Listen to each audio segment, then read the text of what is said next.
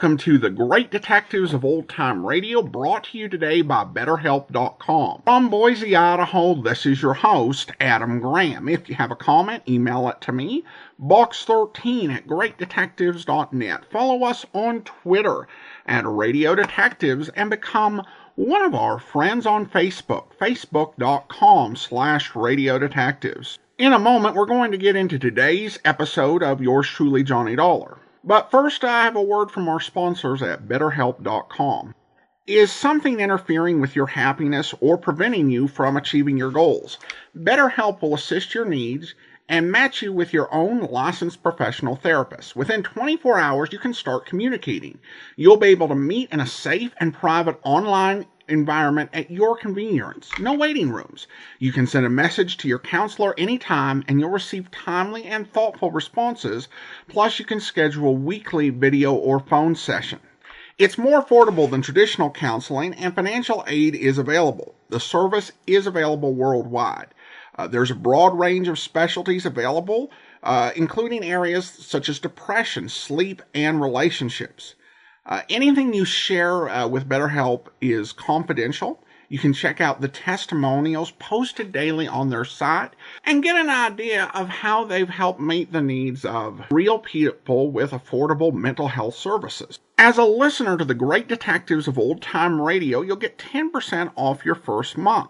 To get this offer, go to betterhelp.com/box13. Again, you can visit our sponsor by going to betterhelp.com/box13. Join over 1 million people who have taken charge of their mental health.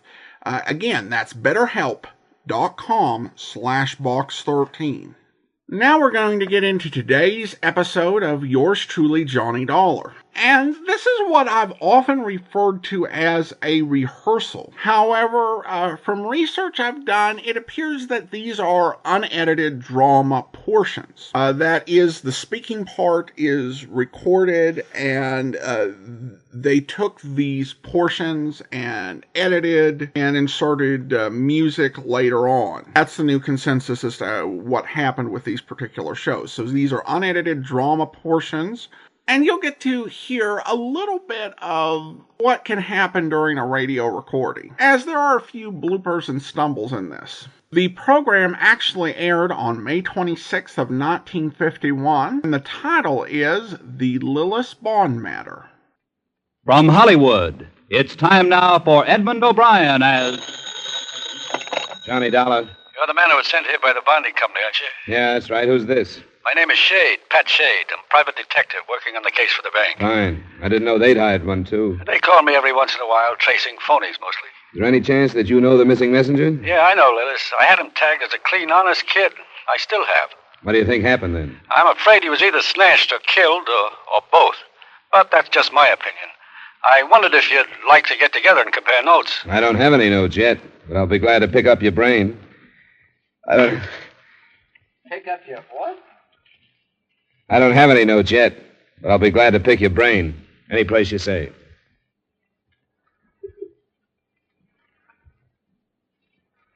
Edmund O'Brien in another adventure of the man with the action-packed expense account, America's fabulous freelance insurance investigator.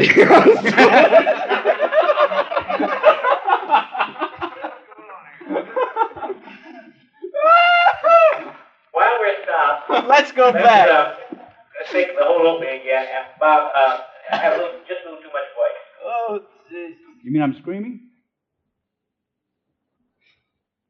From Hollywood.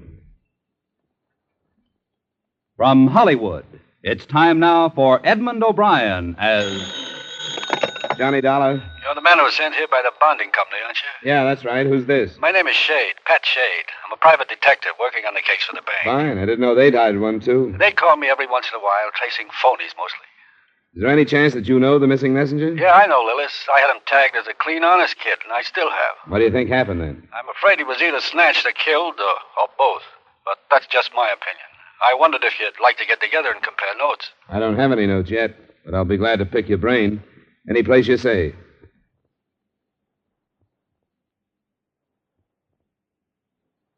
Edmund O'Brien in another adventure of the man with the action-packed expense account, America's fabulous freelance insurance investigator. Yours truly, Johnny Dollar.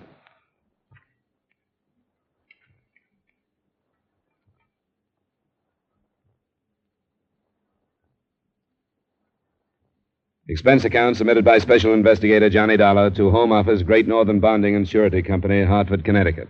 The following is an accounting of expenditures during my investigation of the Lillis bond matter. Expense account item 160. Expense account item 1, $62.80 airfare and incidentals between Hartford and Chicago. A few phone calls after checking into a hotel bore out the details given me when I was assigned the case. Henry Lillis, the messenger, had left the Golden State Bank at 10:30 a.m. He was carrying $80,000 in cash, and his destination was only a few blocks north on LaSalle Street. He never arrived there. At 5 that evening, in a bar near my hotel, I met the private detective working the case for the bank. Pat Shade was a puffy, florid man with past 50 beginning to show in his watery blue eyes. I've been in the business for a long time. More years than I like to think.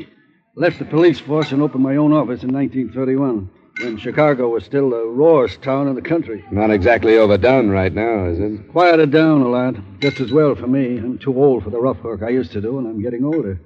I'll end up holding a sign at a school crossing one of these years. You younger fellas ought to think about it. Ought to get out of the business before it's too late. There's no future in it. I've heard that said before, but never by anybody who left it for something better. I wish I'd stayed on the force. I'd be on pension now. You know, Scotty Dyer's old man and I walked a beat together. Scotty's a good cop. What'd he tell you? Nothing, really. I just phoned to check in with him, and he gave me a free hand. Tell me about this Henry Lillis. Nothing much to tell. Bright kid, a couple of years out of high school. His father's dead, and he's got a mother to help support. You think you know him well enough to be sure of the honesty you mentioned on the phone? Sure? No. I'm not sure of anything anymore. Anything or anybody. But there's nothing in his background to tell you anything else. He had to have a pretty good record to be bonded by this company. You know that. That's why you think somebody grabbed him, huh? That's my hunch. Yeah, I think so. Do you know anything different? No, but it strikes me that a snatch would be pretty hard to carry off in a street as busy as LaSalle at 10:30 in the morning without drawing some attention. Sergeant Dyer tells me none of the people who were near there at the time saw any trouble. It would depend on how it was done. Now, understand, this is only my hunch. I don't have the case solved yet. Has anybody talked to his mother, do you know? I think the cops went out this morning. I guess it'll be all right for me to go out this evening. Worrying about her son, she's probably not going to be in very good shape. Maybe not. Sometimes people who are in bad shape drop a lot of information they wouldn't drop otherwise. Shall we have another round?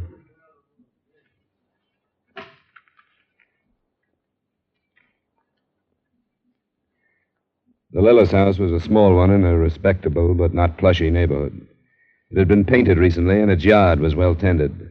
I noted these things because they made it appear that, except for widowhood, Mrs. Lillis and her son were a comfortable and average American family. She was an attractive woman of some 40 years who, obviously and with good cause, had been crying. Please sit down, Mr. Dollar. Thank you.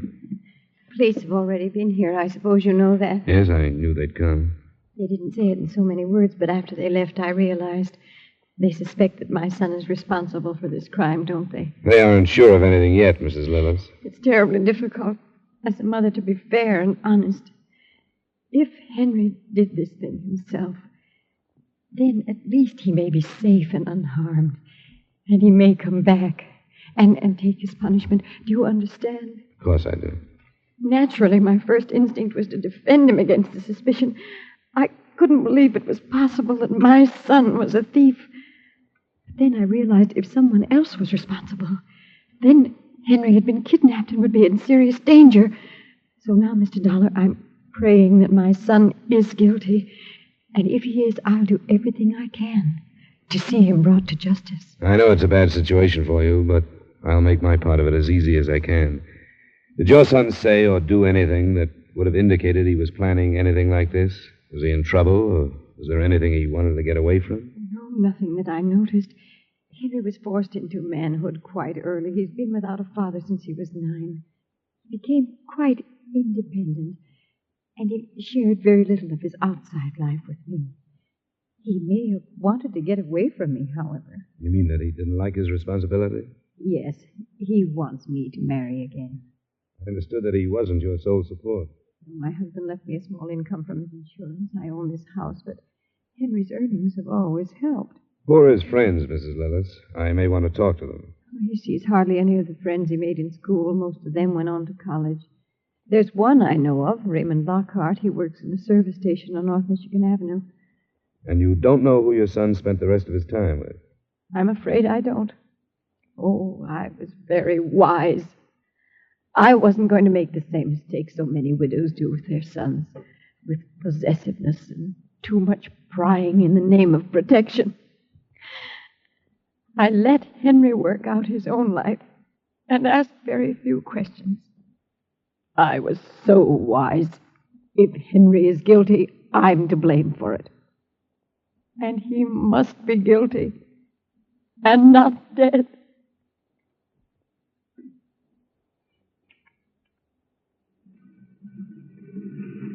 Thanks, Mr. Sprague. Come in again, huh? Oh, I'm sorry. You caught me on a busy night. I read about this thing with Hank Lillis in tonight's paper. First I heard about it. You think he did it? It's one possibility, Raymond. As a matter of fact, I looked you up to ask you the same question. You mean, do I think he did it? Well, if it turns out that way, it'll sure be a surprise to me. The paper said they were looking into the idea that somebody could have forced him into a car. Yeah, every angle is being covered. Yeah, I've known Hank for a pretty long time. I trust him with my paycheck any day in the week. As far as I know, the only trouble he ever got into was kind of his temper. Got him into a few brawls. When did you see him last?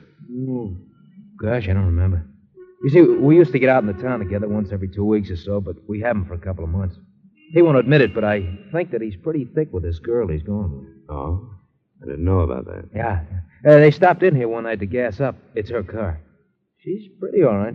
Blonde, but I don't know. She kind of struck me as a dish that's been around quite a bit, if you know what I mean. Sometimes you can tell what they can't look at, you know? What's her name, do you know? Well, the more I think of it, if Hank is in trouble, I'll lay you 10 to 1 it is this blonde.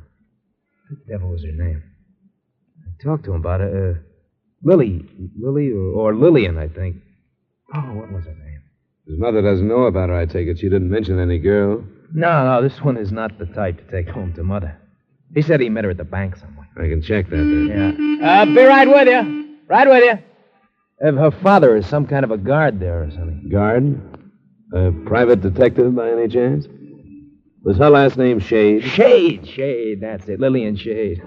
How could I forget a name like that?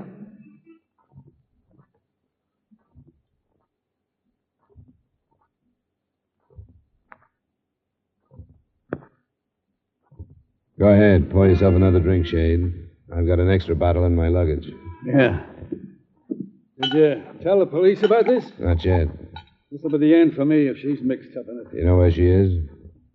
Yeah, she told me she was going to spend a couple of days with a friend. Why don't you check the friend? Maybe your daughter is there. She didn't mention any names. She never does. She's no good. She's like her mother was. You mind? Go ahead. Where is her mother? She ran off with some guy. Lillian was about 5. I shipped her off to my sister in Minneapolis, but I had to take her back when my sister died. She started running wild when she was 13, and I never could stop her. If they pull this together, it's liable to set child psychology back 20 years. The son of a mother who really tried to do the right thing, maybe tried too hard. And the daughter of a guy who didn't try at all. Did you make a point of not mentioning her when we were talking about the Lillis kid earlier? I was waiting for you to ask that. I didn't know there was anything between them. She met him when she dropped in at the bank one morning. I guess I knew they met like that a few more times, but the rest of it I didn't know anything about. Did she have a job? She hasn't worked for a few months. When she does work, it's in some cheap bar, so that's worse. Was it your car she drove? No, it was hers. You know the license number? No, but that won't be hard to learn. You're sure it was registered in her name, then? Well, I never noticed the slip. I supposed it was. She said some friend bet some races for her, and she got it with the money she won. I can't see any reason why it wouldn't be in her name. Yeah. Dollar. Huh? It's damn decent of you to talk to me instead of going to the police. Instead? I hope you aren't going to ask me not to give this to the police. Oh, no, of course not. But I was going to ask you to let me tell them. It's going to look mighty bad for me if you go in, with Scotty Dyer in charge of the case and his old man and I on the force together in the old days. I don't want it to look like I was holding back information from him. Were you? No, but I won't be able to prove it to you until we find Lillian. She'll tell you I didn't know anything about her and Henry. All right, Shade. You going in tonight? Just as soon as I leave here. And you don't have to do this, but I'd appreciate it if you could forget your calling me down here. Better for me if they didn't know you had to tell me about Lillian. All I'm interested in is getting the money back. Doesn't make any difference what I say or don't say. You go to the police tonight, and we'll play it as it comes after that.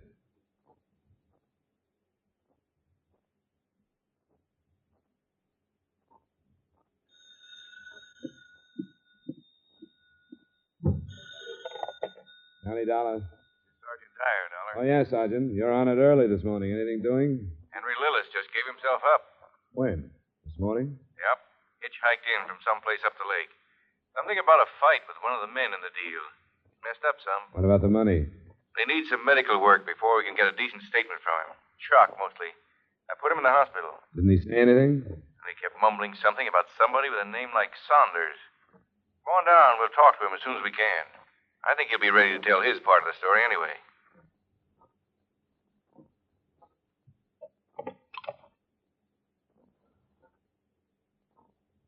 I met Sergeant Dyer at 10 that morning. It was after some 15 minutes of conversation had passed by without mention of Pat Shade that I learned he hadn't reported the night before.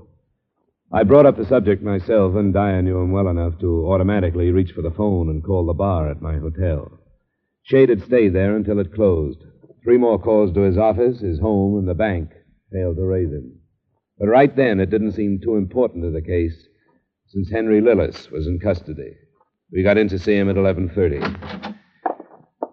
He was a slight, fair-haired kid, by this time past the feeling of fear. His face was pale and blotched with the disinfectant the doctor had put on some scratches and bruises. Feel strong enough to talk now, Lillis? I guess so. This man is from the company that bonded you. You don't look like you had much fun out of that 80 grand, Lillis.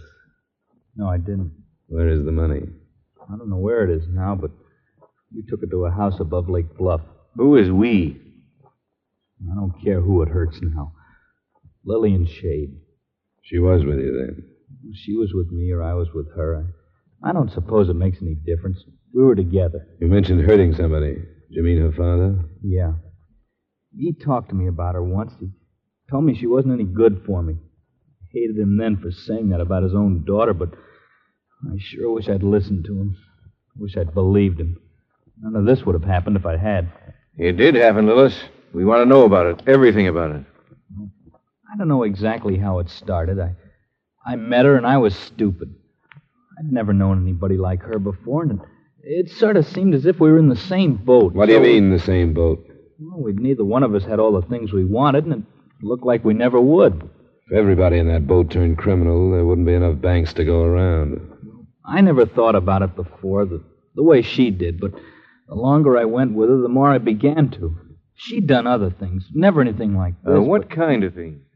Well, the way she got the money for her car. She met this man. She did it so that it could never be called blackmail, and she got the money. The Badger game, maybe. I don't think I know quite what that is. Go on. Well, I don't think I have to go through all of it. Well, one night she kept talking about how I carried large amounts of money all the time, and that we didn't have to. I don't think I have to go through all of it. I don't think I have to go through all of it. Well, one night she kept talking about how I carried large amounts of money all the time, and that we didn't have any of our own. She said she wouldn't marry me unless we could be rich. So we planned this. She waited down the street in her car 4 days in a row until I knew she was...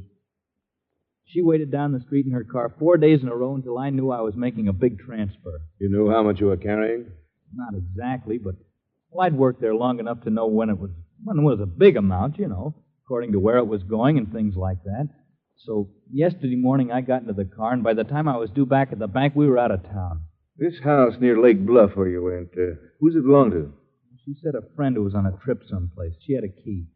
I think it belonged to this Sanders or Saunders or whatever. How'd he fit in? I didn't know anything about him until he showed up late last night.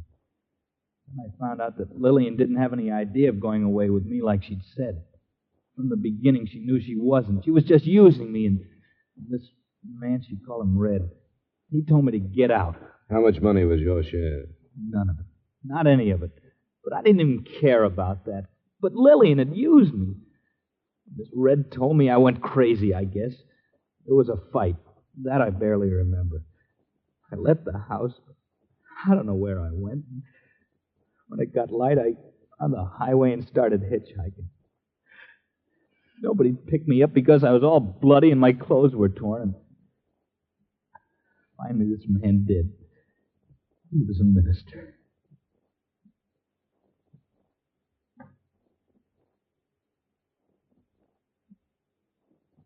We left him after he gave us the best he could in the way of a description. The only thing Lillis seemed sure of was the route to the house near Lake Bluff.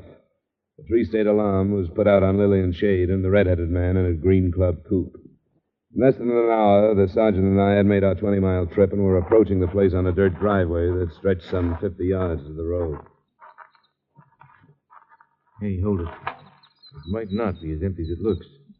A car on the east side. I think that might be the girls. Service station attendant described it for me. Means they both left in one car, don't you think? Probably does. Guess with 80,000, one abandoned car wouldn't mean much. I think the house is empty, all right. Wouldn't make sense for it not to be.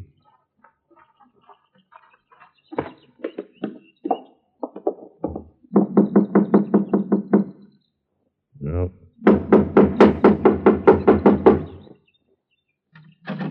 Nope, it's locked.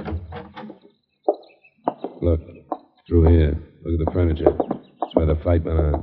Must have been quite a ruckus. A friend of his told me Lillis packed quite a punch when he got started. Pretty good temper. Yeah, there by the wall. That lamp was thrown. It ought to carry some prints. We'll look through the rest of it. And I doubt if we'll ever find... Sergeant Dyer, over here in the kitchen. It's Lillian Shade.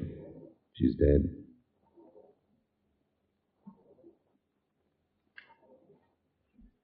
And so homicide entered the picture and a new alarm was broadcast. Sanders or Saunders in a green club coupe. Wanted on suspicion of grand theft and murder. I had a different idea. I couldn't sell it to Sergeant Dyer, but it was one... I couldn't sell it to Sergeant Dyer, but it was one of those things that I couldn't drop. The police laboratory men started combing through the house, and I went back into the city. It was about 2 p.m, and Pat Shade was in his office. Now, I can explain if you let me. Never mind that. You know that Henry Lillis surrendered to the police, don't you? I didn't handle myself very well last night. I'm not talking about last night. I know. What I'm trying to tell you is that I didn't get around until late today, and I just read about it. Where is Lillian? You know the house she goes to up near Lake Bluff? No, I never heard her say anything about a house up there. Is that where you found her? You were pretty drunk last night. Where'd you go? Yes, I was pretty drunk last night. It's not every day you come to the end of your rope. That's where I got last night after more than 20 years in this filthy business. Where did you go after you left the hotel bar? I went home. What time did you go to bed? I don't remember. Do you remember leaving again after you got home? Where'd I go? Your daughter was murdered last night. But... what are you accusing me of, young man? I'm not accusing you of anything. I wish I could talk about this later. I don't seem to be thinking very well. I'm afraid we have to talk about it, Pat. Yeah. You asked me if I knew about a house near Lake Bluff because you think I might have killed my daughter. That I might have waited until the red-headed man left for some reason and that I went in. How'd you know about the red-headed man? Henry Lillis' statement. Part of it was in the paper. Do you think I killed Lillian? I know that last night you hated your daughter. Yes, I did. I have nothing to lie for anymore, so I can be truthful. If I had struck Lillian last night, I wouldn't remember. It may be quite possible that I killed her. I don't remember.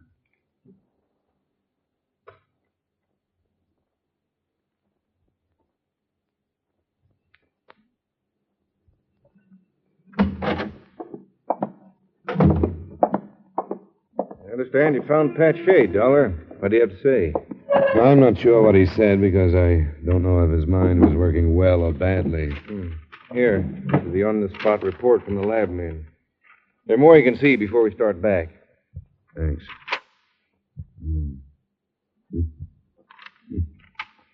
This is almost enough, isn't it? Wait till you see the rest of it. You have a tough time squeezing out now. Well, shall we go?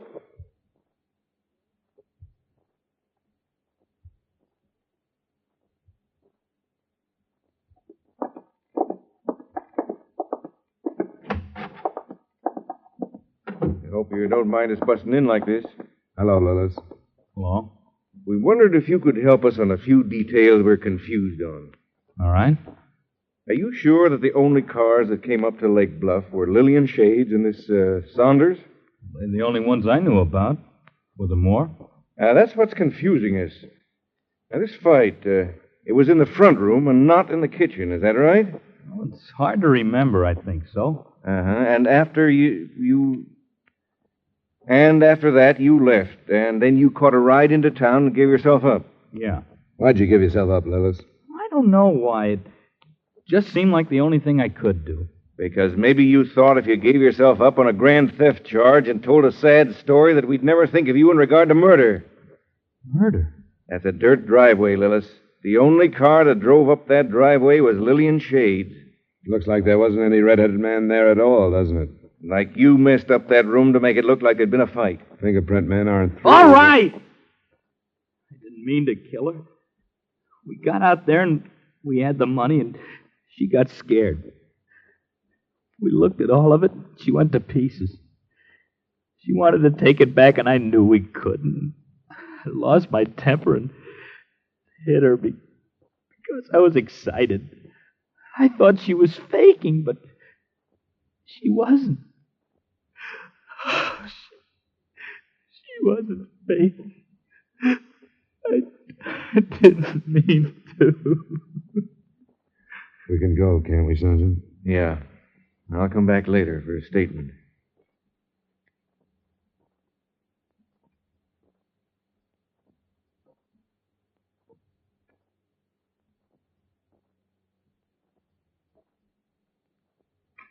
Expense account item 2, $183.30, miscellaneous. Item 3, same as item 1, transportation back to Hartford. Expense account total, $308.90. Remarks? In his next statement, Henry Lillis revealed the hiding place where he'd put the stolen money, so the company won't lose. That's more than you can say for the two parents involved, either the deserving or the undeserving. Yours truly, Johnny Dollar.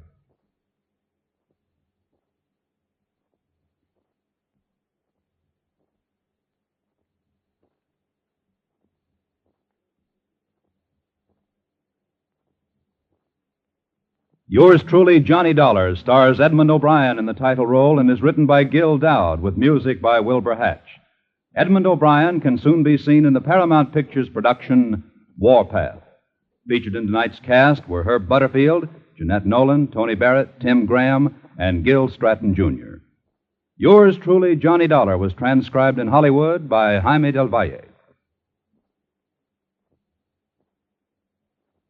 This is Bob Lamond inviting you to join us next week at this time when Edmund O'Brien returns as... Yours truly, Johnny Dollar. Welcome back.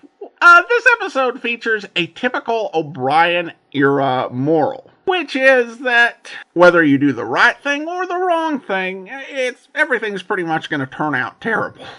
In all seriousness, it's more like bad things can happen regardless. This episode does give some interesting insight into what the recording process was like when it didn't go smoothly. And we got a full blooper at the start with the pick up your brain line at the beginning, which is great. That makes me feel not so bad about some of the lines I've flubbed and had to go back and record. If it happened to an Academy Award winner and a Golden Globe winner, you can say it happened to the best of us, and me too.